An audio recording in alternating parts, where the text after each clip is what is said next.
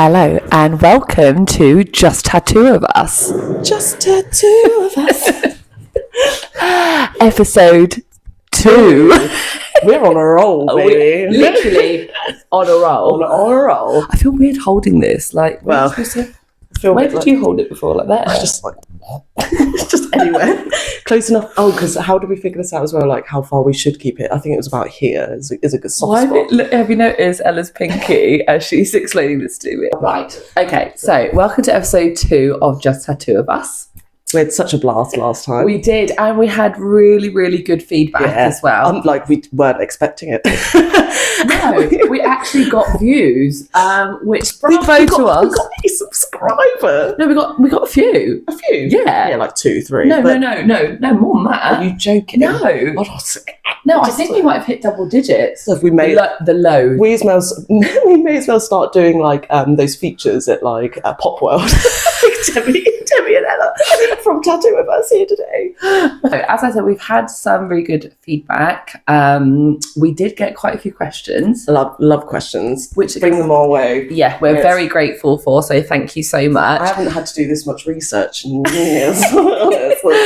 So yeah, we're gonna right. We haven't yet got a lot of structure. Yeah. Last time we had like no plan. This time we got like 20% of the plan. So 15.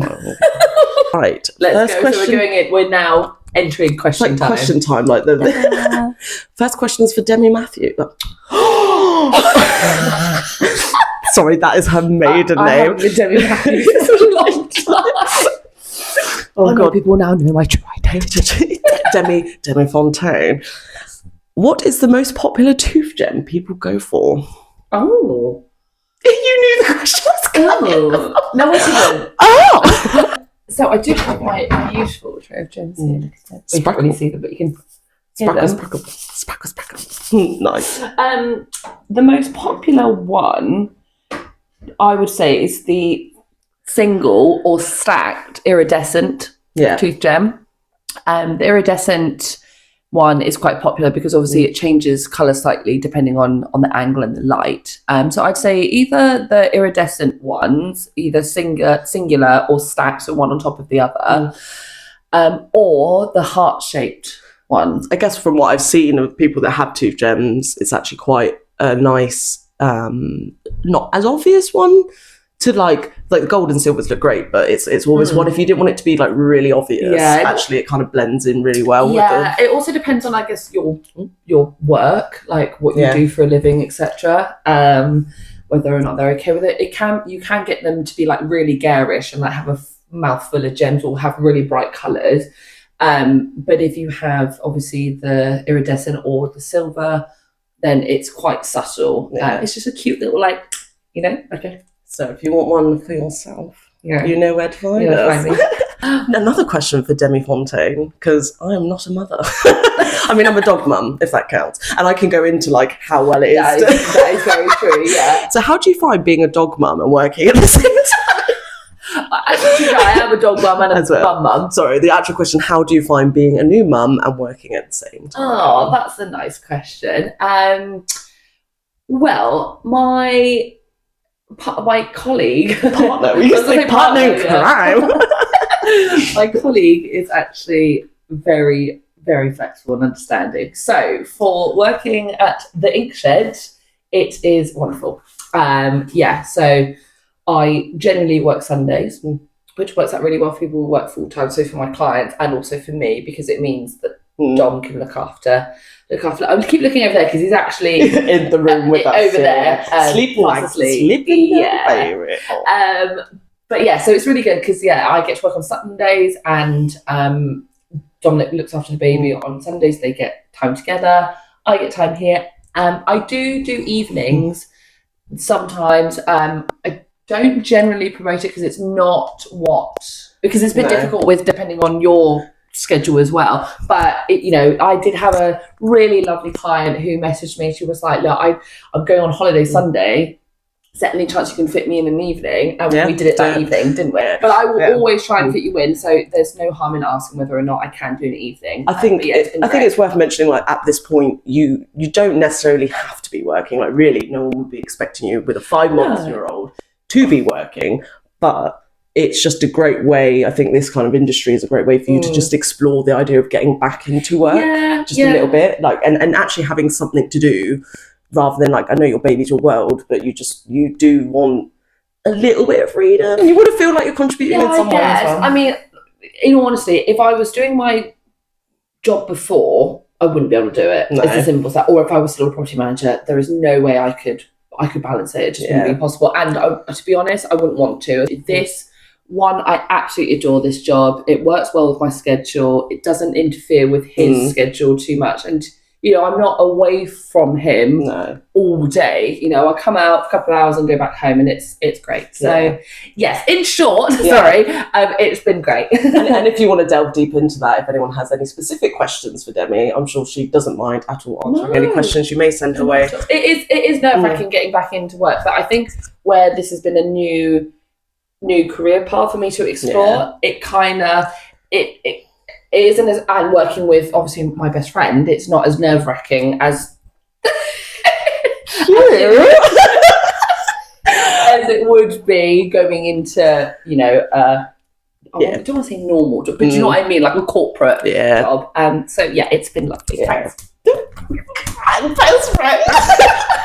Are you planning to go to any festivals next year? I don't know, on a like personal level, but on a business level as well. Like personal level, like okay. Me and Demi are avid festival goers. We've done it for years and years. We've gone to many festivals, and although like we are getting at that age where where it's like really tiring. Camping for 5 days without showers sounds like a nightmare to me at the moment. If we were in a position to go to a festival and do tooth gem and tattooing, where tooth gem is a lot easier because you don't need any licensing for it, absolutely Demi could definitely do tooth gems, and I think actually it would be a very popular thing to do at a festival. Tattooing unfortunately is a little bit trickier.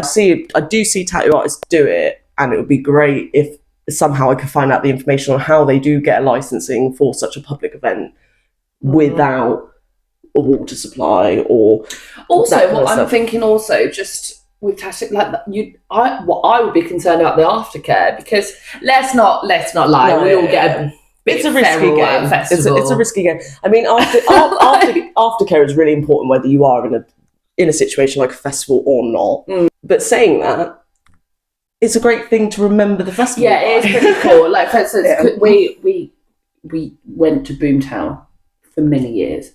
If someone was there and offering a Boomtown logo, I'd be like, my God, we'll be absolutely yes, get that Boomtown logo on me. I'd have gangrene by the end of the week. It's just like, oh my God, I'd have to chop off my foot. But because I'm a Boomtown, and then use it as a pillow. Use it as one of those sticks to find your friends. So I think you would have to really separate, you know, if you go to a festival to do work, then it's work. You have to purely PC. I know the temptation to like grab a tinny or two, and I'm just there. But like, I mean, no one probably would mind if I was tattooing there with a seller, but I would mind. Yeah, I would know. So let's say it's definitely something we're considering, and we'll look into, and we'll let anyone know if we do. No one wants to talk about festivals anymore because it's over. Festival season's over. But by the time it's spring and everyone's like, "Yay, festivals!" We'll try and have an answer for you. So watch this space. Then there might be certain announcements. I might just be there as like a ring girl, hold up a sign, tits out, like get one of those tassels. I'll be there like covered in gems, like fucking racks. like 2 gems. Yeah, no, we should.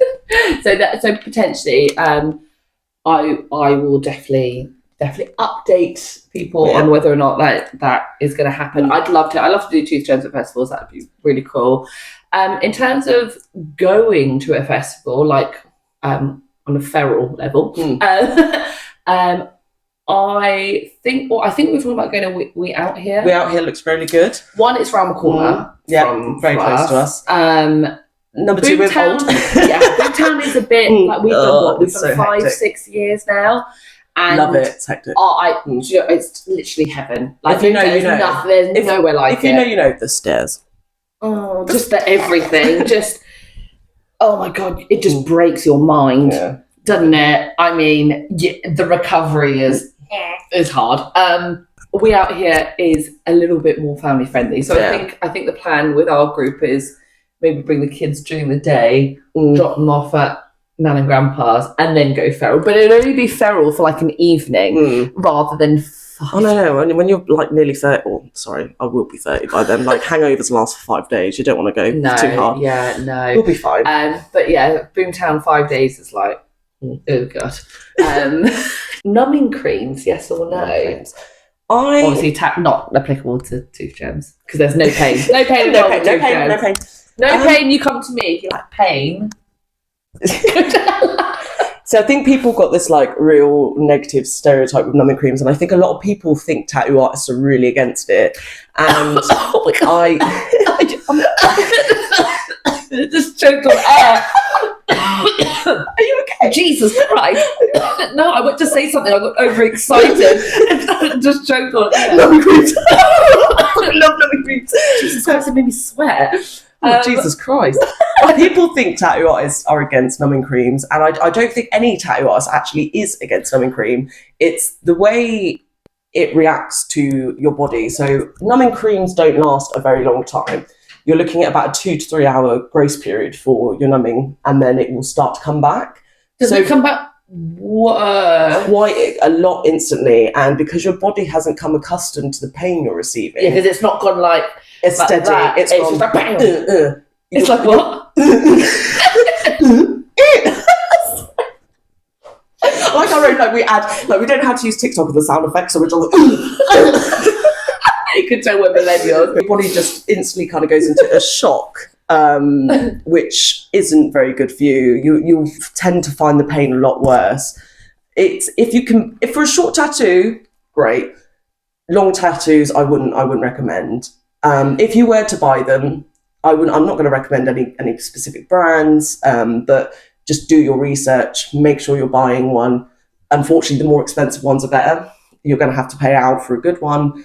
Because what you don't want happening is buying a cheaper alternative, and it actually affects also the healing of your tattoo. Yeah, on that, I was going to ask, does it affect, does it, when you use numbing cream, does it affect the tattoo as you're doing it? So, for example, does it affect like the texture of the skin? Yeah. Does it affect the ink? It can make it harder for tattoo artists. Black ink never seems to have a problem. Obviously, I'm not a purely colour artist. From tattoo artists I have spoken to who do colour seems to be really affected by numbing creams, and the healing when it comes to the colour. I can't unfortunately explain why, but disappointment. Research. But yeah, we should get like when we have these fat things. Yeah. We should get like a scientist coat and a. I need to show you. Have I ever shown you my video exploring science when I was a kid? Yeah. Oh my God. We need to. Right. I'm gonna. So it's really out of context. Sorry. Find me that clip. It's just so good. Ella used to do little science experiments when she was a kid, and her mum filmed them, and they are so very good. Funny. Honestly. All right, tangent. You need to find them. I will post about it. I will find it and post about it because it's so fucking funny. Sorry. So, short answer. Use numbing cream if you think you need it for a short period of time. Knees, horrible places. Feet, knees, head, shoulders, knees, and toes. You want to make long tattoos. I just wouldn't do it if I were you. Colour tattoos, I wouldn't do it. Oh. That's what I mean. If you have whoever gets a knee tattoo, fucking disgraceful. Like literally, like palm tattoos. Honestly, I respect. I would love one, but everyone I've spoken to has said, and they take ages to heal, and they're painful for really. Once they heal, they can still hold pain. Like the pain, it's not healed under the skin, so actually the pain lasts a good few months. Yeah. Basically, you recommend not. No, yeah. But like most tattoo artists would, but good tattoo artists would talk you through it and not gaslight you into thinking you're an awful person for it's not even.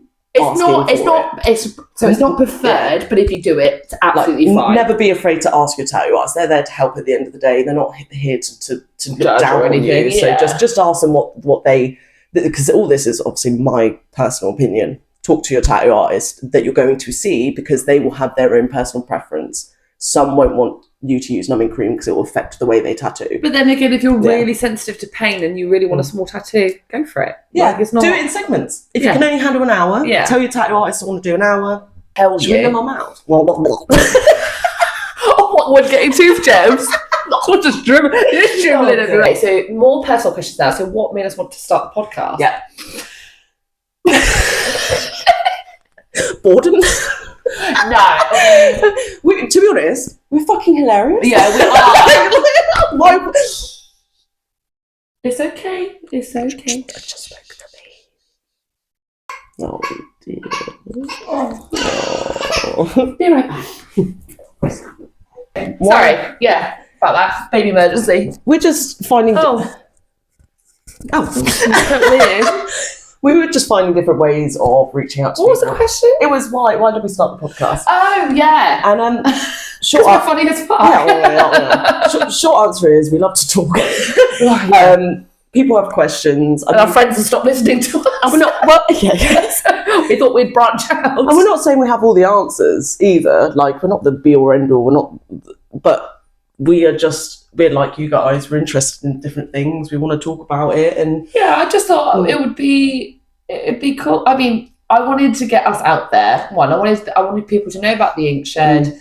And yeah, I wanted to learn new things, which is great. I've learned a lot, even for this week. Yeah. The next segment about Friday the 13th would be interesting. And I've always kind of wanted to do a podcast, but not really know what to talk about. No.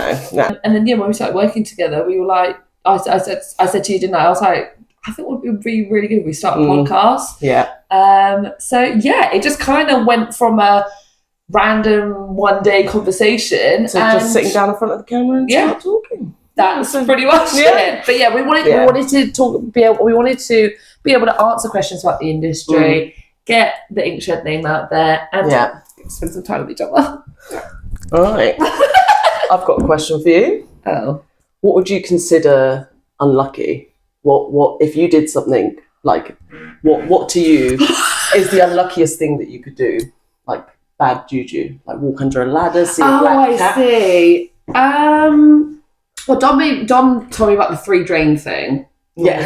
First I did. I never knew that was a thing, but I have to now not step on a 3 drain thing. It happens. And it's really annoying, especially if someone else. So if you do this, the annoying thing is when there's a very thin path on the other side, and the other person in front of you also doesn't do it, and then you do it at the same time, and then there's just 2 strangers just at this gridlock of like, well, what do we do? I mean, I don't really really unlucky. I mean, I don't like doing that, but I wouldn't be like, oh my god, you know. Yeah. That is sort of what the unluckiest thing you reckon? I don't think it's that unlucky. I don't know. So, I mean, the reason I ask is Oh no, what I think is unlucky is trying on other people's wedding rings. Yes. Or engagement rings. I'm really weird about that. So like or putting it on your finger before. Yeah, I find that really unlucky. And I find that quite unlucky. I'm just like, oh no. And you know the unluckiest of all? Friday the 13th, baby. Oh yeah. That's your like, this is where we're going with this. No, I actually was like, yeah, cool. So I was excited for this. I said to Demi, I was like, Friday the 13th. I want to figure some stuff out about Friday the 13th. Yes. Huge holiday for tattoo artists. Yes, it's the Christmas of tattoo artists. It is. I have no idea. Isn't 13 actually lucky? Well, tattoo. Sorry. Sorry, you're jumping the gun here. Let's say first, Friday the 13th is a spectacular day for tattoo artists, and it gives a lot of people availability to get small tattoos at a discounted rate. It's a lot of fun altogether. Obviously now I'm in a private studio. I've had to like change up the way I do it. I can't have people lining up outside the studio, but still had great fun booked in clients for cheaper rates in the day. So yes, I did some research. Oh. Because this is where like, wait, what noise effect? I don't know. What noise effect was that? I should name them all. It's like Intuition City. Sorry, don't put that in. I don't know where I am. Right. What just happened? Let's delve in. I have no idea what just happened there. We first discussed. I'll go into. Okay, sorry. It's fine. I'll go into why Friday the 13th is a thing anyway. But in the tattoo world, this was interesting. I have to like refer back to some notes because what is it?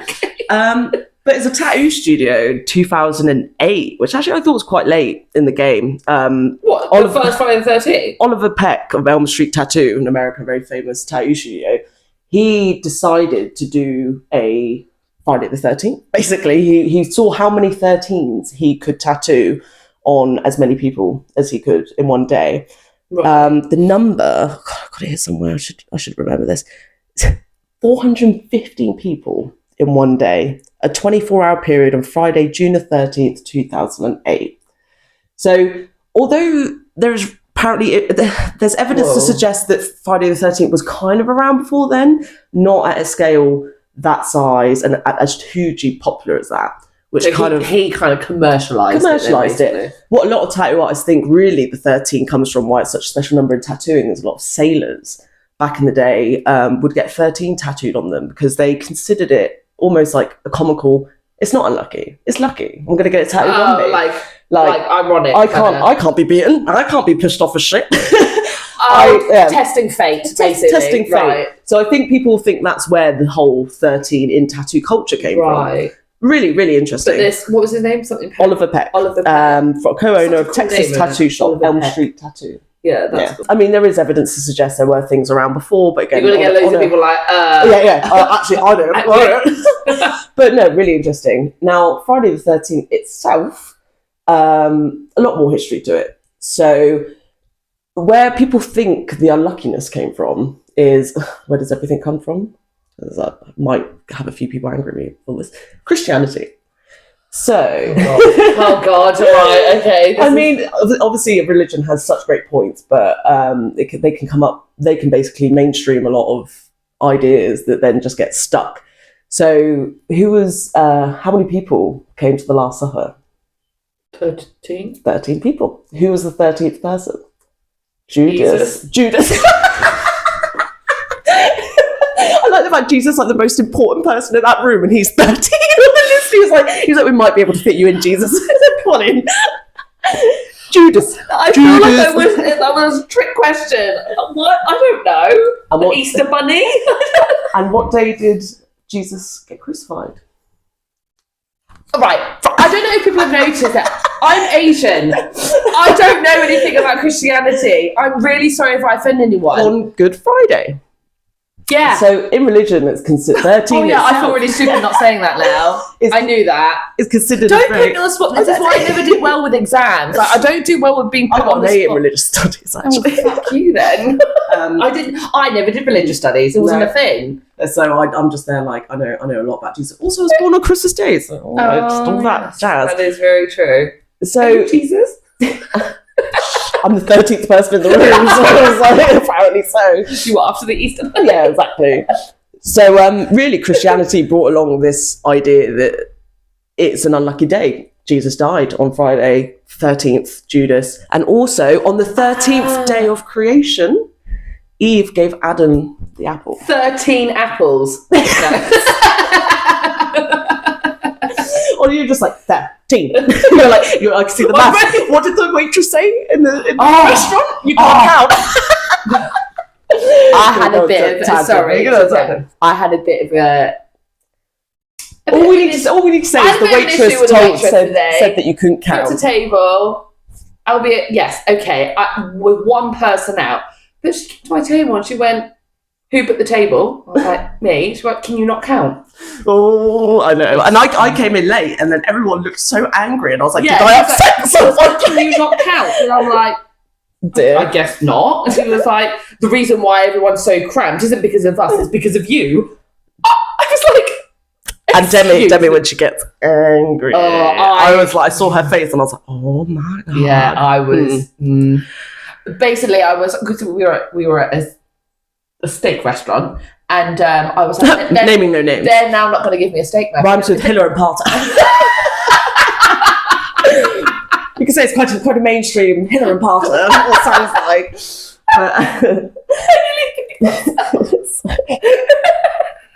Oh God. That was really funny. And I was like, they're not going to give me a steak knife now. They're going to give me a butter knife. Just stab you in the back. A spoon and a fork. No, it's good. But yeah, It's good. basically, we resolved it. She apologised and I got 10% off. Yeah. So it was okay. But, wrath, I tell you. Yeah, just the remnants of Friday the 13th. You came in and you were like, oh, what's going on? So, yeah, sorry. not to blame Christianity, but a lot of people think that is where the unluckiness comes from. Yeah. Now, doing my research, what I thought was really interesting was before Christ, in a lot of cultures, actually 13 was considered a very lucky number. It was actually related to the divine feminine. So a lot of cultures celebrate 13th as a lucky number for women. There's 13 lunar cycles, which correlate with periods. So nice. Yeah, noise. Everyone, before Christianity, everyone loved periods. It was just a thing. And it was just interesting to hear how actually, again, during Christianity and when that came in and women did start to get suppressed, the idea of it was changed. Yeah, that I can imagine to subject women. 13 was actually lucky until Christianity, is what you're saying. I wouldn't say lucky, but it was adored, it was treasured, it was considered a significant, meaningful. That's so weird that they just come along and they're like, actually, you know what? We don't like the way that number looks. It was to be honest, it was more just to subject women to. Sorry, go on. No, it was a way of changing the narrative to suit their needs. They didn't want it to be celebrated like that. They wanted it to... they say that there used to be 13 months. Yeah. Yeah. There's 13 lunar cycles. That's where it comes from. Yeah, they said there used to be 13 months, and I can't remember what the 13th month is called now. A few facts in there that I thought was incredibly interesting. But obviously, if you want to know more, there's a lot of evidence to do with the Norse mythologies around 13th, a goddess Frisia, which means Friday. That's around like the divine femininity again. So it's worth having a good look into it. There's a mozzie. There's a mozzie. Hold that. I'm going to get it. Especially not good in a tattoo studio. Come. Oh, don't slap on the wall. Oh, okay, cool. This is one of my skills. I don't know if it's an Asian thing. Slapping. But first, what was it last week? It was a snail, and now it's a mosquito. I forgot about the snail. But I'm very good at getting mozzies. Fuck off. I don't know. Just get one of my business cards. No, I'll be right back. We're taking a break. Okay, last but not least, we have some news. Do we? We got news. So, we are going to be featured at an event. I think like featured's a strong word. We're going to an event. We're attending. We are like I said about the Pop World thing. Bournemouth reached out to us, uni, and they want us. We have a stage. No, not that. No. I think that was the wrong one. Okay. We're gonna attend an event. So it's going to be at the Bournemouth Uni Street Fair. Yeah. We're very excited about it, actually. Next Sunday, the 22nd of September. Yeah, because it's going to be held at Lansdowne Strip. Favourite rain place, the old fire station. Also on the Lansdowne Strip.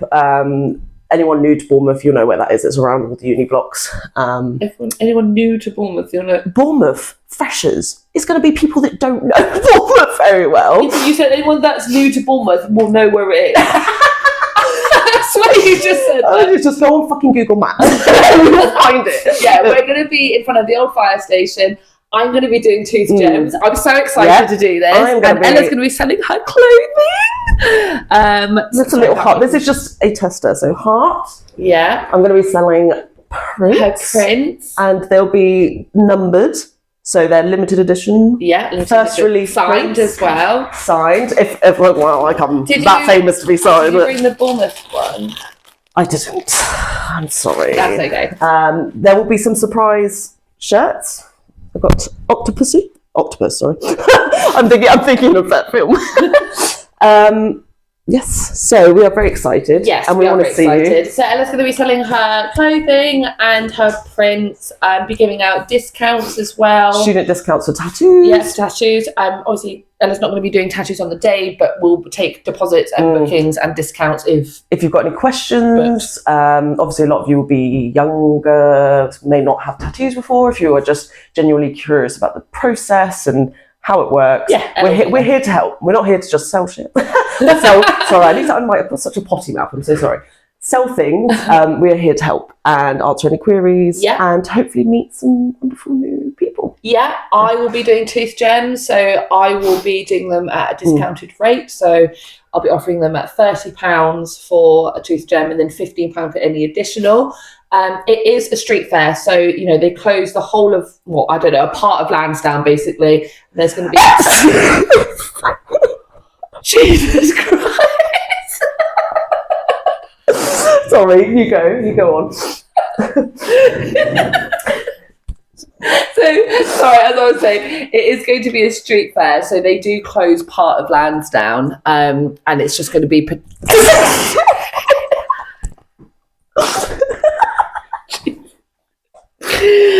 God, please finish what I'm trying to say. Go on. And again, it's going to be a street fair. So they are going to close part of Lansdowne to allow just pedestrians to come through. Oh dear, I need tissue. You carry on.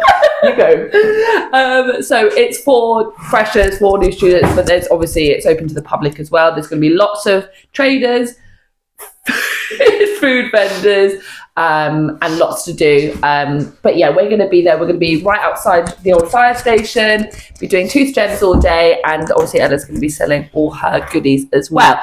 So we are very excited. It's our first event together. Yeah. So representing... Might be our last. And at the start we were like, best friends. I'm like, yeah, well, no, it might be our last because Ella might die from sneeze to death. Oh my god, whatever plague she's got. Yeah, so it's our first event representing the Ink Shed and us together. So yes, very excited, and we're excited to see you then. Yeah, so please do come along. It starts from 12. Yeah, midday. I think it's open to the general public. Yeah, I said it's open to the general. Yeah. It is a freshers event. I think it's hosted by Student Union at Bournemouth University. Okay.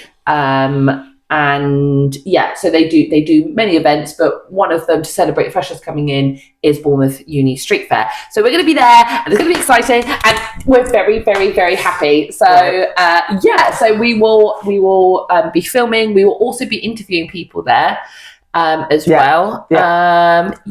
Interviewing, talking, exciting. selling. Yes. So, right, high five. Yes. So, well, we hope you liked episode 2. Yes. So that's pretty much it. Hopefully, had a bit more structure to it, a bit more. It will get better as the weeks go. So again, if anyone has any questions, we do have a couple more questions, but we're gonna feature them in the other. We're gonna stretch them out. I'm looking at the word feature at the moment. Yeah, I do.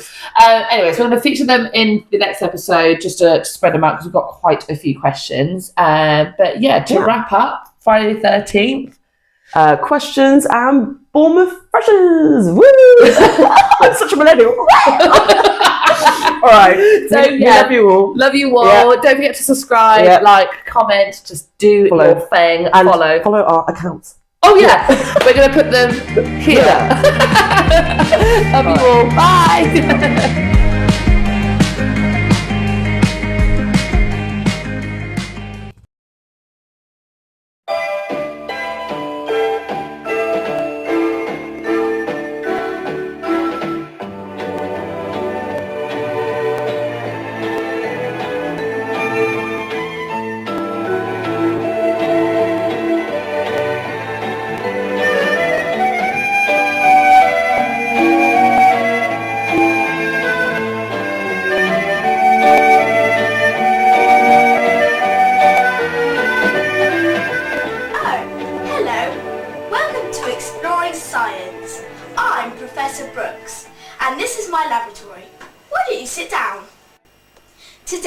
We are learning how acids can make chemical reactions.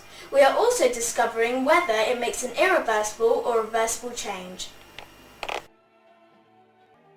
Vinegar and baking powder.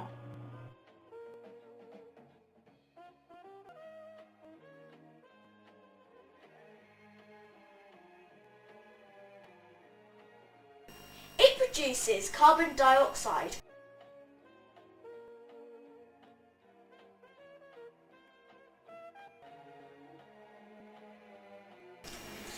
I am going to show you how to make soda bread. We will be using the baking powder. Firstly, we will need flour. Then we will be needing 2 spoonfuls of salt. Now we'll be needing 1 teaspoon of bicarbonate soda. Now we will be needing sour cream, 150 millilitres to be exact.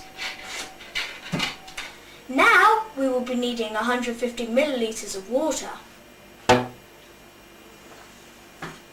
And last but not least, a bowl. Oh well. In normal bread, there is a living organism called yeast that helps the bread to rise. It feeds on sugar and produces the gas as a byproduct.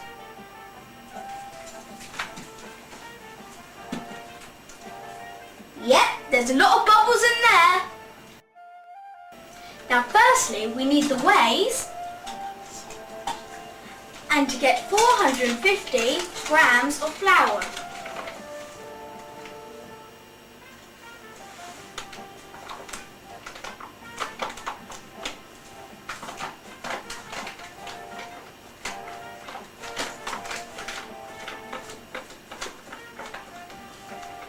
Oh, that's just about it. Once we've done that, you get your bowl and put your flour in.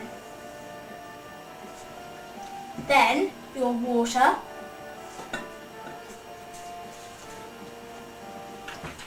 your sour cream, but maybe it's better to put baking powder and salt in first. Once you've done that, put your sour cream in.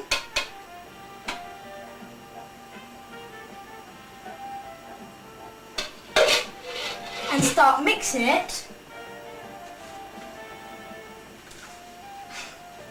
Now start mixing it with your hands. Afterwards, mix all of it together until it comes to a nice doughy sort of feel. Now, you should end up with dough looking like this.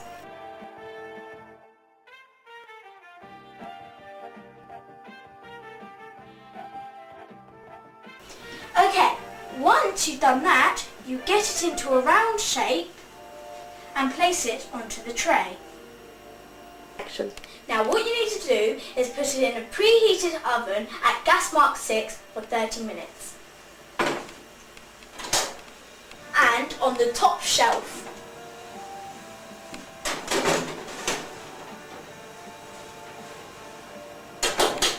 Good. 30 minutes are up.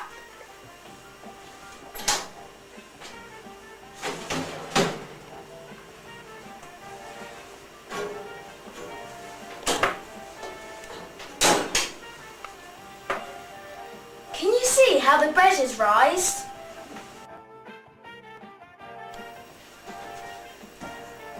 Do you see where the CO2 bubbles have helped it rise? Do you think this is an irreversible change or a reversible change?